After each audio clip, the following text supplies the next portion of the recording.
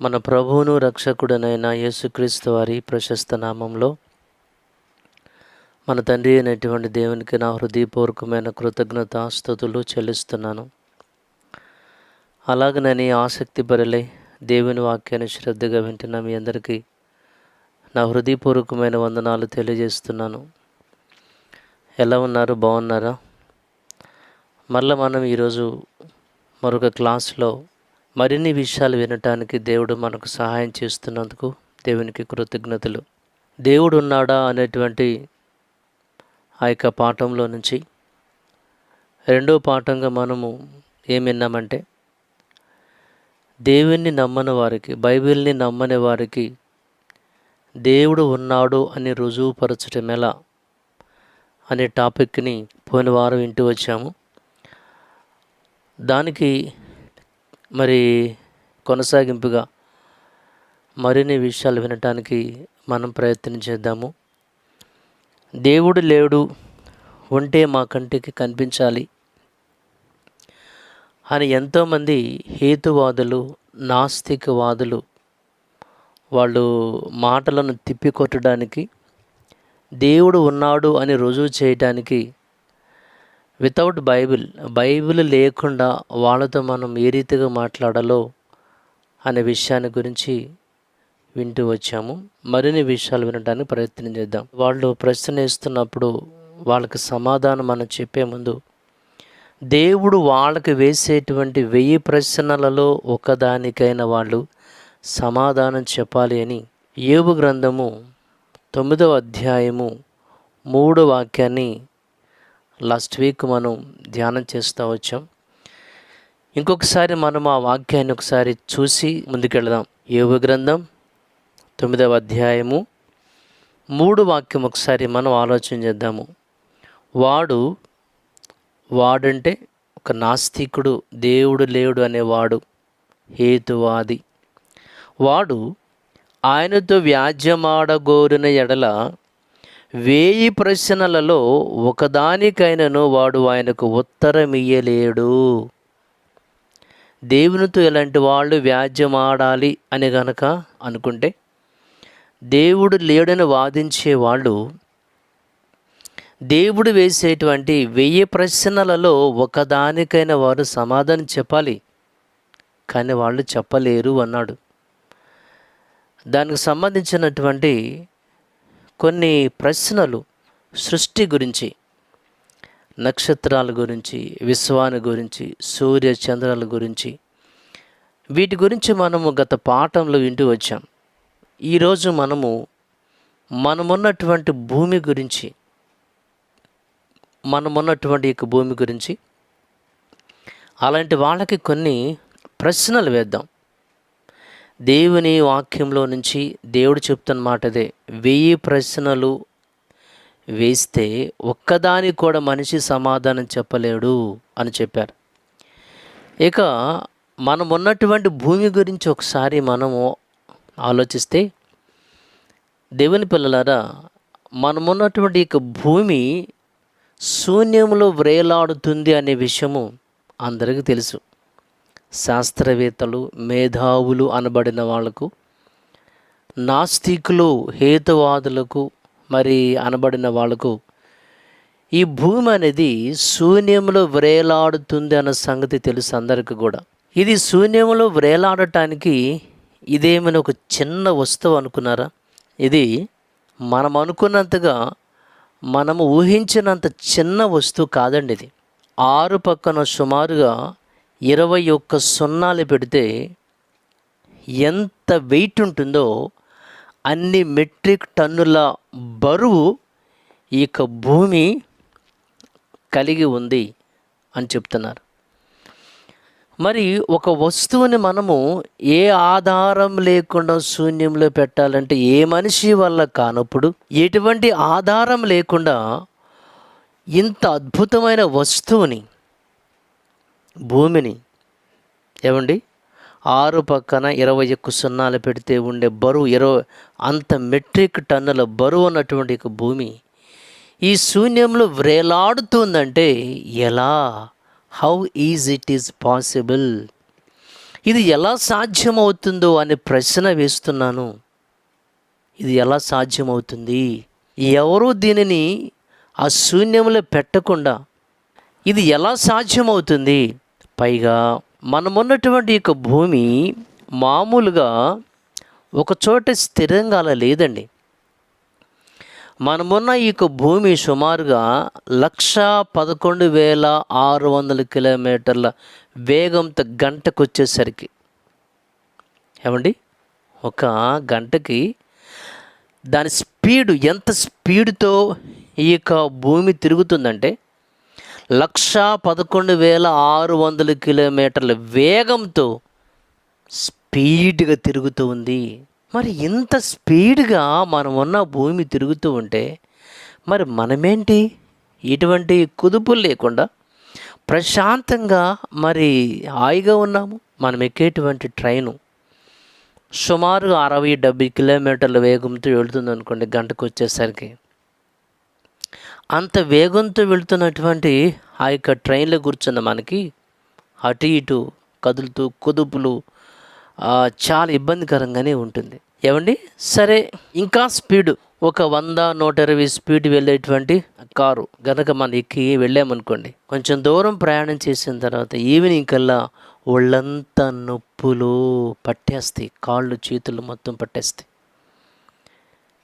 అంటే ఇంత స్పీడ్తో వెళితేనే మనకు ఇంత ప్రాబ్లం అయినప్పుడు 70-80 కిలోమీటర్లు 100 కిలోమీటర్ల స్పీడ్తో వెళితేనే మనకి ఇట్లా ఉన్నప్పుడు గంటకొచ్చి 1,11,600 కిలోమీటర్ల వేగంతో భూమి తిరుగుతూ ఉంటే మరి మనం ఎందుకని ప్రశాంతంగా హాయిగా ఎటువంటి కుదుపులు లేకుండా కూర్చున్నాం చెప్పండి? దీని వెనక ఏముంది? ఎవరు దీన్ని అలా డిజైన్ చేశారు? ఏమి జరుగుతుంది? ఎప్పుడైనా నువ్వు ఆలోచన చేసావా? అప్పుడప్పుడు భూమి అట్లా కంపిస్తూ ఉంటుంది. ఏమండి, అప్పుడప్పుడు ఎందుకనంటే మన కోసమే, మనం సరిగా ఉండట్లేదు కాబట్టి మనుషులమైన మనము భూమి మీదకి వచ్చి విస్తారమైనటువంటి పాపాలు చేస్తున్నాం కాబట్టి అప్పుడప్పుడు షేకిస్తూ ఉంటాడు దేవుడు మనం సరివటానికి. అంతే తప్ప ఇంత స్పీడ్గా భూమి తిరుగుతున్నప్పటికీ కూడా ప్రశాంతంగా హాయిగా పనులు చేసుకుంటున్నాము, హాయిగా నిద్రపోతున్నాం.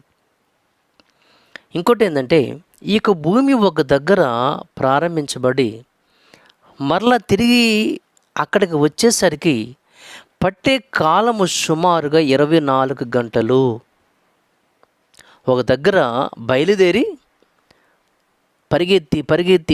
పరిగెత్తి స్పీడ్గా వెళ్ళి, ఏమండి, అన్ని 100 కిలోమీటర్ల దూరంలో స్పీడ్గా పరిగెత్తి మరలా అక్కడికి వచ్చేసరికి పట్టే కాలము 24 గంటలు పడుతుంది, ఒక రోజు అవుతుంది.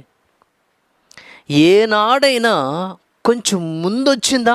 ఒక 1 అవర్ ముందు, అంటే 24 గంటల్లో రావలసినటువంటి భూమి దాని స్థానానికి మరలా అది 23 గంటలు, అంటే 1 గంట ముందు వచ్చిందా అంటే ఎప్పుడు అలా వచ్చిన దాఖలాలు లేవు ఎన్ని సంవత్సరాలలో. పోనీ కొంచెం ఏమైనా ఆలస్యంగా వచ్చిందా? 24 గంటల్లో రావాల్సినటువంటి భూమి తిరిగి ఆ యొక్క స్థానానికి పరిగెత్తి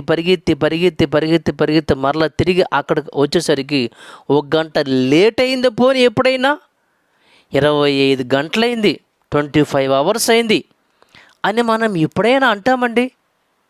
చరిత్ర ఆధారాలు, శాస్త్రవేత్తల యొక్క ఆధారాలలో ఎప్పుడైనా ఎక్కడైనా మనం చూసామంటే ఎప్పుడు కూడా ఈ యొక్క భూమి లేటుగా ప్రయాణించినట్లు, లేటుగా అది తిరుగుతున్నట్లు మనకు తెలీదు. లేదు, ప్రూఫ్స్ లేవు. ఏమండి, మన యొక్క బస్సులు, మన యొక్క ట్రైన్లు, మన యొక్క ఫ్లైట్లు ఎప్పుడు లేటే. ఏది టయానికి రాదు, టయానికి వెళ్ళదు. ఏమండి, ఇవన్నీ లేటే. డ్రైవర్ ఉండి, పైలట్ ఉండి, కెప్టెన్ ఉండి కూడా అన్నీ లేటుగానే తిరుగుతాయి. కానీ భూమి ఏనాడైనా లేటుగా తిరిగిందా? ఏనాడు కూడా భూమి లేటుగా తిరిగినట్లు చరిత్రలో దాఖలాలు లేవు. దీన్ని బట్టి ఎంత కరెక్ట్గా ఎవరు తిప్పుతున్నారు? డ్రైవరు ఉంటేనే కరెక్ట్గా రావట్లా బస్సులు టయానికి. మరి అలాంటిది ఏ డ్రైవరు లేడనుకుంటే, దేవుడు లేడనుకుంటే, ఈ భూమి ఇంత టయానికి కరెక్ట్గా ఎలా తిరుగుతుందో, ఎవరు తిప్పుతున్నారో ఎప్పుడైనా నువ్వు ఆలోచించావా? దేవుడు లేడు అనేవారలారా, మీరు ఎప్పుడైనా ఆలోచించారా? ఇక మనము ఆలోచించుకుంటూ పోతే ఎన్నో 1000 ప్రశ్నలండి. ఒక్కదానికైనా మనిషి సమాధానం చెప్పలేడు. మనమున్నటువంటి భూమి ఎలా ఉంటుందంటే గుండ్రంగా గోళాకారంలో ఉంటుంది. ఏమండి, ఈ భూమి మీద 3 వంతులు నీరు, 1 వంతు మాత్రమే నేల, ఆరిన నేల ఉంటుంది. 3 వంతులు నీరే ఉంటుంది. మరి 3 వంతులు నీరు ఉంటే ఈ చుట్టుపక్కల ఉన్నటువంటి నీరు బంతిలాగా భూగోళం ఉంటే, అంతే దాన్ని గోళము అన్నారు. ఉంటే మరి 3 వంతులు నీరు ఉంటే ఈ నీరు శూన్యంలోనికి ఎందుకు దిగిపోవట్లేదు? ఎందుకు నీరు రావటం లేదు? 3 వంతుల నీరు ఉన్నటువంటి భూమి మీద ఏమండి ఎందుకు శూన్యంలోనికి రాలిపోవటలేదు? ఎప్పుడైనా ఆలోచించావా? నీరు రాలకుండా, శూన్యంలోనికి పోకుండా ఇసుకను సరిహద్దుగా ఎవరు పెట్టారో ఎప్పుడైనా నువ్వు ఆలోచించావా? ఏమండి, ఒక కాలం ఉందంటే అది నీరు అది దాటి రాకుండా ఆనకట్ట వేస్తాం.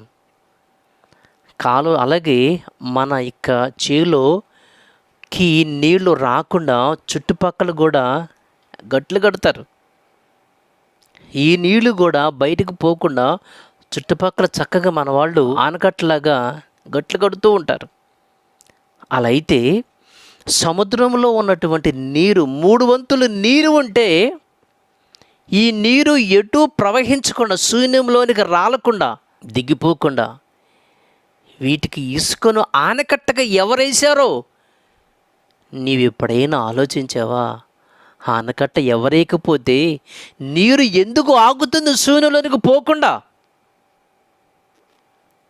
ఏమండి, ఆకాశంలో నుంచి మనకి అప్పుడప్పుడు వర్షాలు పడుతూ ఉంటాయి.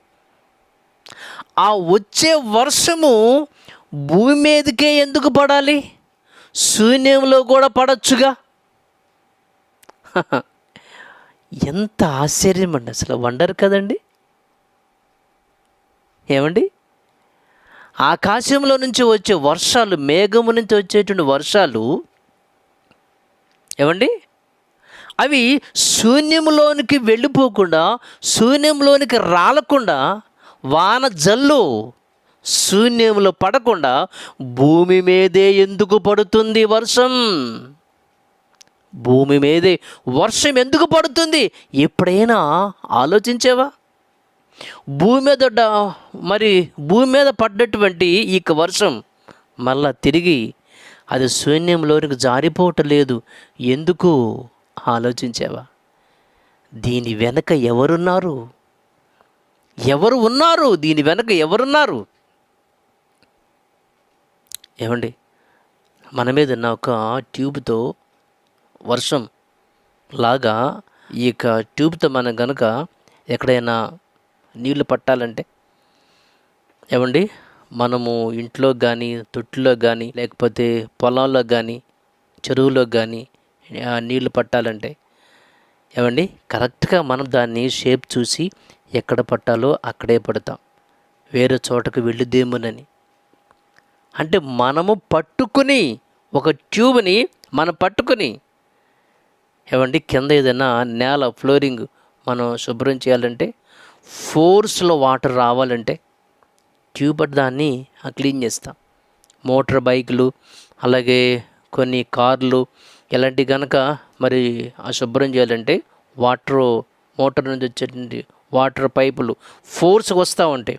వాళ్ళు పట్టుకుని ఇలా దాన్ని శుభ్రం చేస్తూ ఉంటారు. ఎవరో ఒకళ్ళు పట్టుకుని ఎక్కడికి వెళ్ళాలో నీళ్ళు అక్కడికే వెళ్ళాలా.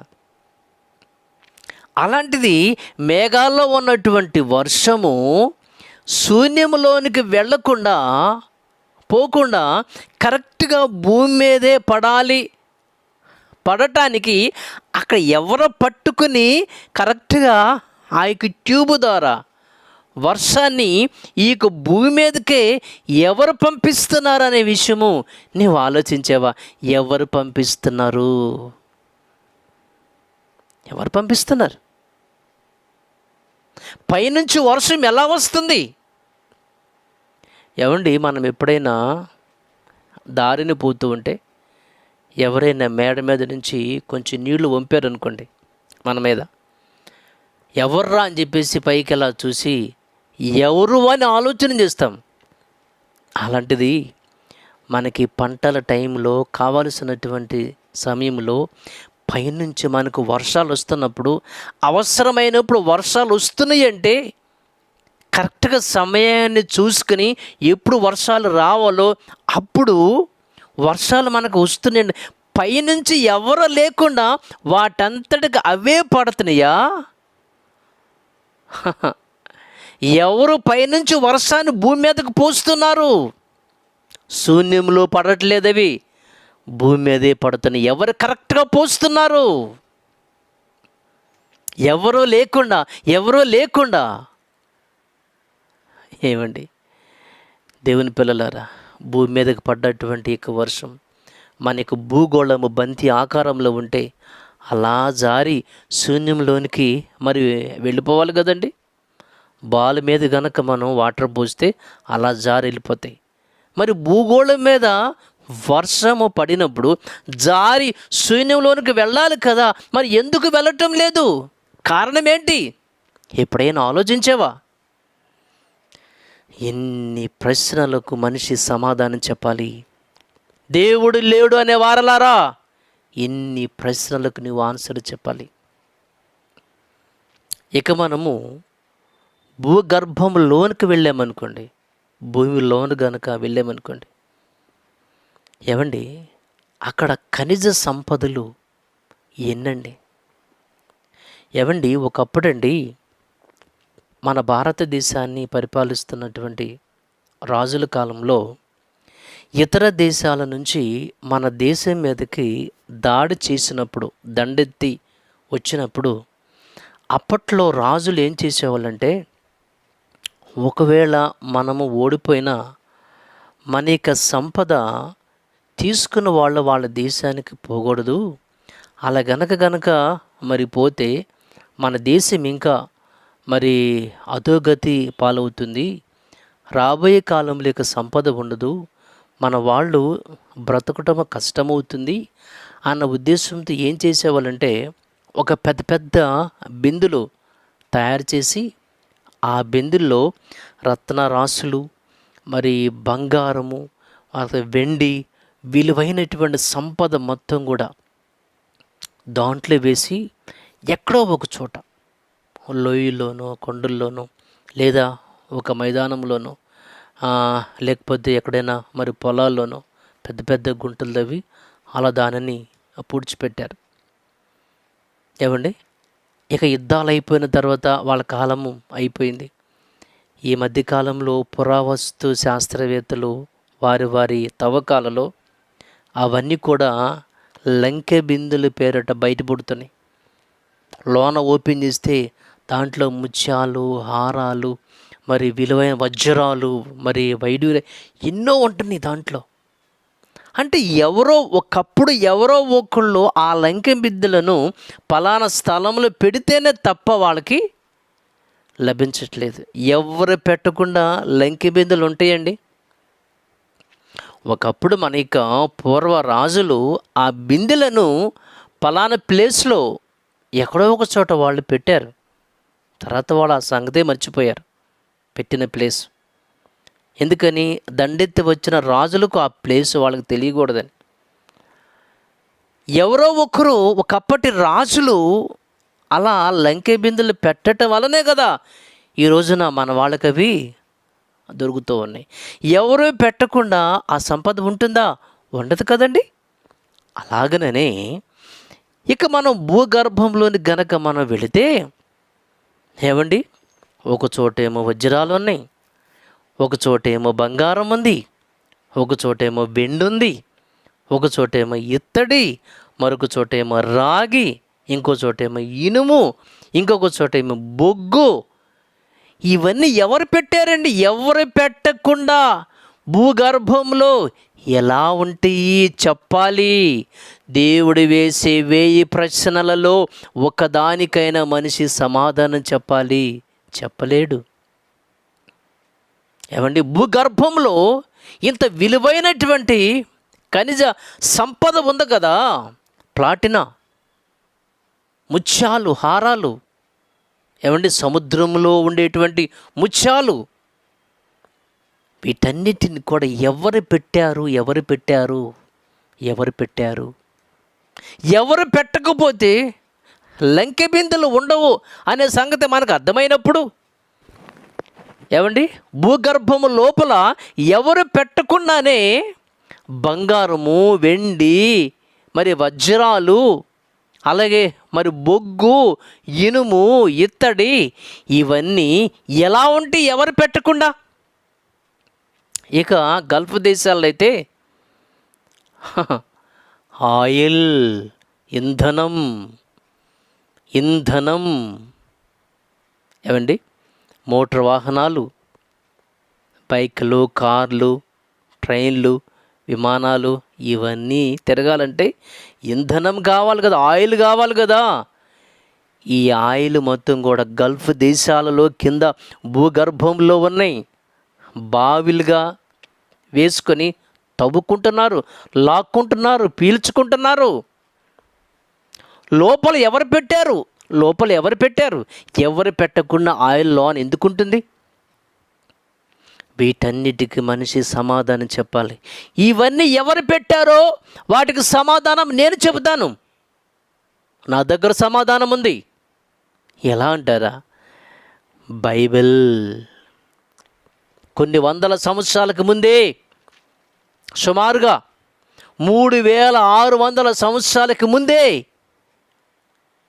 వీటి గురించిన వివరణ దేవుడు తన గ్రంథంలో వ్రాయించాడు. దేవుడు లేడంటున్నావు కదా నువ్వు. లేకపోతే ఇవన్నీ ఎవరు పెట్టారు? ఎవరు పెట్టకపోతే అవి ఎందుకున్నాయి? ఒక్కదానికైనా మనిషి సమాధానం చెప్పలేడండి. వాళ్ళ దగ్గర ఆన్సర్ అనేది ఉండదు. ఇకపోతే మన భూమి మీద మన కోసం పండేటువంటి పంటల గురించి ఒకసారి మనం ఆలోచిస్తేనండి, ఒక విత్తనం మనము భూమిలో వేసినప్పుడు ఆ విత్తనము చనిపోతే కానీ మొక్క అనేది వస్తుంది. అసలు చనిపోయిన విత్తనంలో నుండి జీవం అనేది ఎలా వస్తుంది? నువ్వు చెప్పాలి. సరే, ఓకే. ఆ యొక్క విత్తనాన్ని, ఒక విత్తనాన్ని వేస్తే ఆ ఒక్క విత్తనము మొక్క, చెట్టు, వృక్షం అయిపోయి ఇక దాని నుంచి విస్తారమైనటువంటి కాయలు వస్తాయి. ఒక విత్తనం వేస్తే ఇన్ని విత్తనాలతో ఉన్నటువంటి కాయలు ఎలా కాచినాయి? వేసింది ఒక విత్తనమే కదా. మామిడి విత్తనాన్ని విత్తాం. ఆ ఒక్క విత్తనం నుంచి మొక్క, చెట్టు, వృక్షం అయ్యి దానికి 1000 కాయలు వచ్చినాయి. అది ఎలా పాసిబుల్ అవుతుంది? పైగా మనము విత్తనాన్నే విత్తాము తప్ప, ఏమండి ఆ విత్తనానికి మన పైన తొక్క లేదంటే తోలు అంటమే, అది మనం విత్తలేదు కదా. వేరుశనగ గింజ విత్తామండి, గింజ మాత్రమే విత్తుతాం. విత్తిన తర్వాత ఆ పంట వచ్చినప్పుడు ఆ వేరుశనగ గింజకు పైన తొక్క ఎలా వచ్చింది? ఎవరైనా రాత్రిపూట వచ్చి ఆ భూమి లోపల తవ్వి దానికి ఏమైనా ప్యాకింగ్ చేశారా?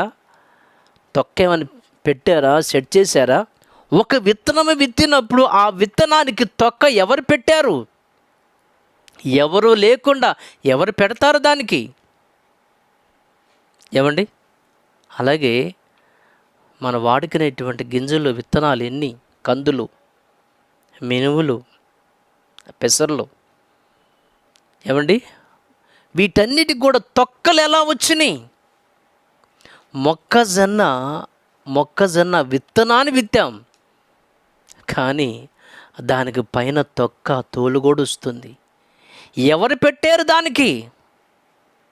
పనసకాయ విత్తనమే విత్తాము, అది ఇంత లావకాయ పైన తొక్కతో వస్తుంది. దానికి ఎవరు ఆ తొక్క పెట్టారో చెప్పాలి. అరటి విత్తనాన్నే విత్తుతాం కదా, ఆ విత్తనానికి దానికి పైన తొక్క ఎలా వచ్చింది? అరటి విత్తనమే కదా విత్తింది మనము, పైన తొక్క ఎలా వచ్చిందో దేవుడు లేడనేవాడు ఖచ్చితంగా చెప్పాలి ఈ విషయాన్ని. తాటి గింజనే విత్తుతాం, దానికి పైన తాటికాయ తొక్క ఎలా వస్తుంది? పైన ముసుగ్గొడుస్తుంది. అది ఎవరు పెట్టారు దానికి? ఎవరు పెట్టకుండా అది ఎలా వచ్చింది? అది క్యాప్ అన్నమాట దానికి. ఎవరు పెట్టారు దాని మీద? ఏమండి, ఆహార పదార్థాల్లో మనం ఏం చేస్తామంటే పైన మూత పెడుతూ ఉంటాం. అలాగే దేవుడు వాటికి కొన్నిటికి ఏమండి ఆ యొక్క తొక్కలు, పైన మూతలాగా మూసికలు ఇవన్నీ కూడా పెట్టాడు. ఎవరు లేకుండా, ఎవరు పెట్టకుండా ఎలా వచ్చింది? అది ఎలా పాసిబుల్ అవుతుంది? ఏమండి, వీటన్నిటికీ కూడా మనిషి ఆన్సర్ చెప్పాలి. ఖర్జూరం విత్తనమే విత్తాము, ఆ పైన కండ ఎలా వచ్చింది? దానిమ్మ గింజే విత్తాం, దానికి పైన తొక్క ఎలా వచ్చింది? వీటన్నిటికీ మనిషి ఆన్సర్ చెప్పాలి.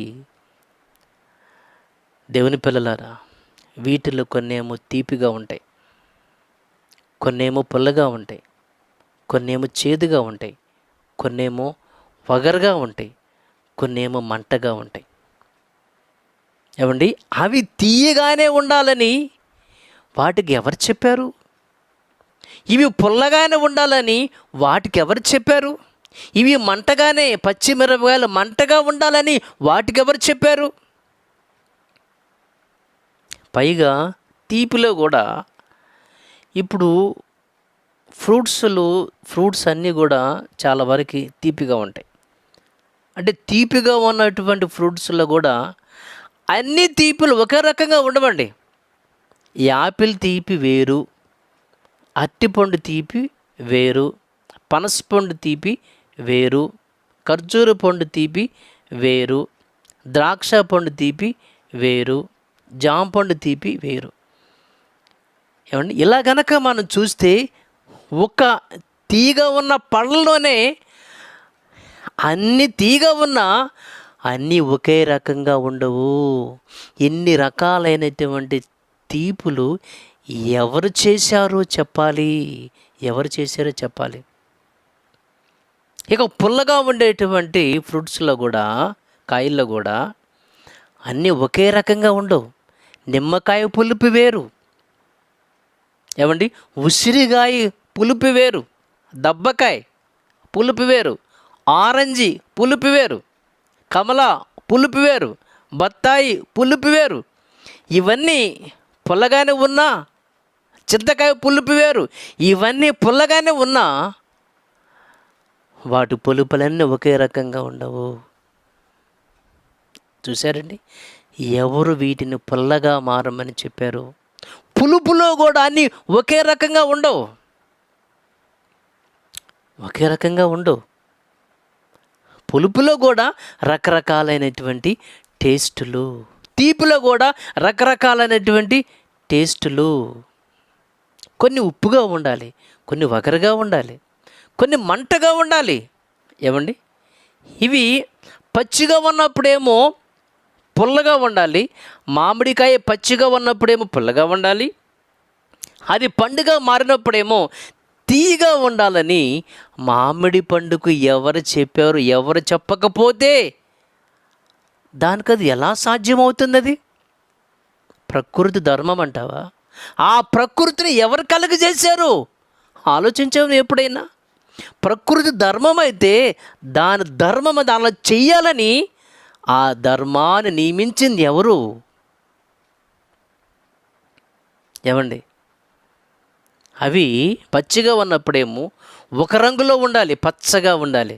కానీ పండినప్పుడేమో రంగు మారాలి. ఎలా? వేరే రంగులోకి రావాలి. వాటికి ఎవరు చెప్పారు? పచ్చిగా ఉన్నప్పుడేమో మరి ఒక రంగు, పండుగ ఉన్నప్పుడేమో ఇంకొక రంగుగా మారాలని వాటికి ఎవరు చెప్పారు?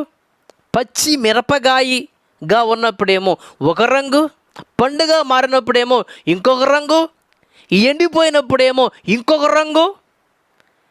ఈ రంగులు మారమని ఎవరు చెప్పారు? వాటికి నువ్వు చెప్పాలి. ఒక విత్తనాన్ని వేస్తే ఇన్ని వందల కాయలు ఎలా వస్తున్నాయి? ఎవరైనా వెళ్ళి ఆ యొక్క కొమ్మలకి ఆ పళ్ళనేమైనా ఫెవికాల్తో అంటించొస్తున్నారా? లేదు కదా. ఒక విత్తనం వేస్తే ఇన్ని కాయలు ఎలా వస్తున్నాయి? ఎండాకాలం వస్తుంది,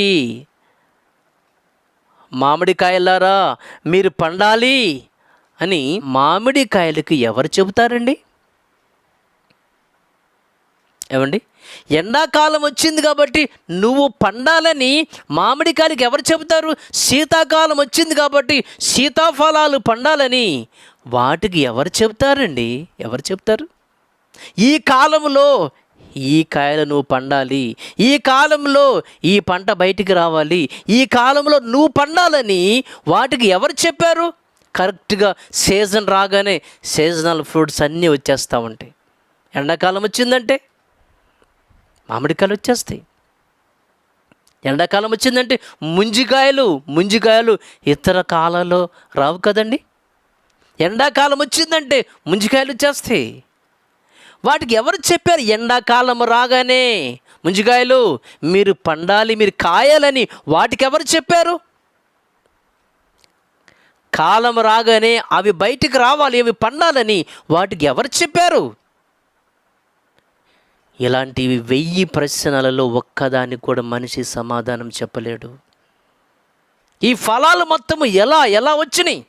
ఏవండి, మన పిల్లలని స్కూల్కి పంపించి స్కూల్లో ఒకసారి అడగండిరా, మామిడి పండు ఎలా వచ్చిందో, జామ పండు ఎలా వచ్చిందో ఇవన్నీ కూడా మీరు అడగండి రానంటే వాళ్ళు వాటికి పేర్లు పెడతారే కానీ మ్యాంగో, గోవా, బనానా ఇలా ఫ్రూట్స్కి వాళ్ళు పేర్లు పెట్టి పేర్లు చెప్తారు కానీ ఆ పండు ఎలా వచ్చిందో వాళ్ళు చెప్పలేరు. పోనీ కాలేజ్ లెక్చరర్స్ ఏమన్నా చెప్తారంటే వాళ్ళు చెప్పలేరు. పోనీ యూనివర్సిటీ ప్రొఫెసర్స్ పోనీ వాళ్ళు చెప్పలేరు. ఏమండి, పిల్లాడిని స్కూల్కి పంపించి అడిగితే ఏ ఫర్ యాపిల్ అని చెప్తాడు తప్ప ఆ యాపిల్ పండు ఎక్కడి నుంచి వచ్చిందో వాళ్ళు చెప్పలేరు. ఎందుకు చెప్పలేరంటే వాళ్ళు చెప్పే పాఠాలలో, పుస్తకాలలో దాని గురించి ఉండదు. ఎందుకు ఉండదు? దాంట్లో ఎవరు రాయలేదు కాబట్టి. ఎందుకు రాయలేదు? రాసేవాడికి కూడా ఆ విషయాలు తెలియదు కాబట్టి. పుస్తకాలు రాసేవాడికి ఆ విషయము తెలియనప్పుడు, పుస్తకాలలో ఆ విషయము లేనప్పుడు ఫలాలు ఎక్కడి నుంచి వచ్చినాయి, అవి ఎట్లా వస్తున్నాయి, వాటికి రంగు, రుచి ఇవన్నీ ఎలా ఇది సాధ్యం అవుతుంది అనే విషయము నువ్వు చదువుకునే పుస్తకాలలో లేనప్పుడు, అవి చెప్పే బోధకులలో అది తెలియనప్పుడు, రాసిన వాళ్ళకి కూడా ఆ విషయము తెలియనప్పుడు దేవుడు లేడనే విషయము నువ్వు ఎలా చెప్తున్నావు? ఏది చూసి నువ్వు మాట్లాడుతున్నావు? నా దగ్గర ఎన్ని ప్రశ్నలు దేవుని దగ్గర బైబిల్ గ్రంథంలో 1000 దేవుడు లేడు అనేవాడు 1000 ప్రశ్నలలో ఒక్కదానికైనా మనిషి ఆన్సర్ చెప్పాలి, కానీ చెప్పలేడు. ఇవన్నీ ఎలా వస్తున్నాయి? పాసిబుల్ అవుతుందా? అవ్వదు కదండి. పువ్వుల గురించి కనుక మనం ఆలోచిస్తానండి, ఎన్ని రకాల పువ్వులండి.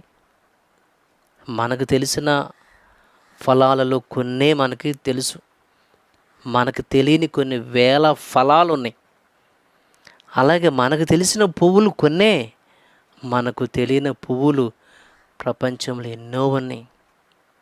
ఏవండి, అన్ని పువ్వులు కూడా ఒకే రంగులో ఉండవండి. కొన్ని పూలేమో తెల్లగా ఉంటాయి, కొన్ని పూలేమో వైలెట్లో ఉంటాయి, కొన్ని పూలేమో ఎల్లోలో ఉంటాయి, రకరకాలుగానండి. పువ్వులన్నీ కూడా ఒకే రంగులో ఉంటాయండి? ఉండవు కదండి. వాటికి ఎన్ని రంగులు ఎవరేశారు? అన్ని పువ్వుల వాసన ఒకే రకంగా ఉంటుందంటే ఉండదు. మల్లెపువ్వు వాసన వేరు, గులాబీ పువ్వు వాసన వేరు, చామంతి పువ్వు దాని వాసన వేరు. ఏమండి, ఇలా పువ్వులన్నీ కూడా వాటి యొక్క రంగు వేరు, వాటి యొక్క వాసన కూడా వేరే ఉంటుంది. ఆ స్మెల్ వేరుగానే ఉంటుంది. ఏమండి, వాటికి అంత మంచి స్మెల్ని ఎవరిచ్చారు? ఎవరైనా వచ్చి ఇంజెక్ట్ చేశారా? ఎవరో లేకుండా పెయింటింగ్ వేసినట్లు ఎలా అది పాసిబుల్ అవుతుంది? ఒక పువ్వుకి మరొక పువ్వుకి సంబంధం ఉండదు. డిజైన్స్ ఎలా ఉంటాయండి?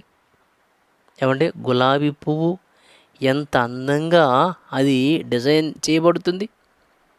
ఏమంటే, బంతి పువ్వు ఎంత అందంగా ఉంటుందండి, ఎంత అందంగా ఉంటుందండి. ఇలా మనం చూస్తే పువ్వులు ఒక పువ్వుకి మరొక పువ్వుకి సంబంధం ఉండదు. వాటి ఆకారం, వాటికి షేప్, డిజైన్ మొత్తం కూడా ఎవరు చెక్కారు? వాటిని ఎవరు డిజైన్ చేశారు? ఎవరో లేకుండా అవి ఎలా డిజైన్ చేయబడ్డాయో దేవుడు లేడు అనేవారలారా మీరు చెప్పాలి. ఒక్కదానికైనా మనిషి ఆన్సర్ చెప్పలేడు. కొన్ని ఫ్లవర్స్లో ఆయిల్ ఉంటుంది, సన్ఫ్లవర్ ఆయిల్. ఆ సన్ఫ్లవర్లో ఆయిల్ పెట్టింది ఎవరు పెట్టకుండానే ఆ యొక్క సన్ఫ్లవర్లో ఆయిల్ ఉంటుందా? కొన్ని పువ్వుల్లో మకరందం ఉంటుంది. ఆ మకరందాన్ని పీల్చి తేనె పట్టు చక్కగా ఆ తేనెటీగలు పెడుతూ ఉంటాయి. అంటే కొన్ని ఫ్లవర్స్లో మకరందాన్ని పెట్టింది ఎవరు? కొన్ని ఫ్లవర్స్లలో ఈ యొక్క ఆయిల్ పెట్టింది ఎవరు? దీని వెనక ఎవరు లేకపోతే అలా ఎందుకు డిజైన్ చేయబడతాయి? వాటి రంగు ఎందుకు అలా ఉంటుంది? వాటి వాసన ఎందుకు అట్లా ఉంటుంది? వాటిలో ఆయిల్ ఎలా ఉంటుంది ఎవరు పెట్టకపోతే? వీటన్నిటిలో మనిషి ఒక్కదానికైనా కూడా ఆన్సర్ చెప్పలేడు. దేవుడు వేసే 1000 ప్రశ్నలలో ఒక్కదానికైనాను వీటి వెనక ఎవరు లేకపోతే అవి ఎలా వీలు పడుతుంది? నువ్వు తయారు చేయి. ఒక్క విత్తనానికి తొక్కపెట్టు. ఏదైనా మరి ఒక ఫ్లవర్ని నువ్వు తయారు చేయి. ప్లాస్టిక్కి కాదు, ఒరిజినల్ నువ్వు చెయ్యి. మరి మనుషులమైన మన వల్ల కానిది, మనకు సాధ్యము కానిది, మనకు వీలు పడనిది, మానవాతీతమైనది దేవుడు కాక మరి ఏంటండి చెప్పండి?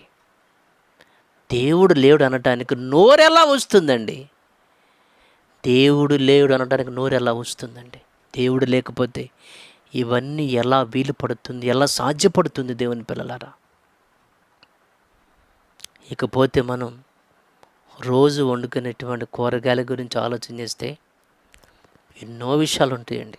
మనకు తెలిసిన కూరగాయలే కొన్నే ఉంటాయి, కానీ ప్రపంచంలో మనకు తెలియని కూరగాయలు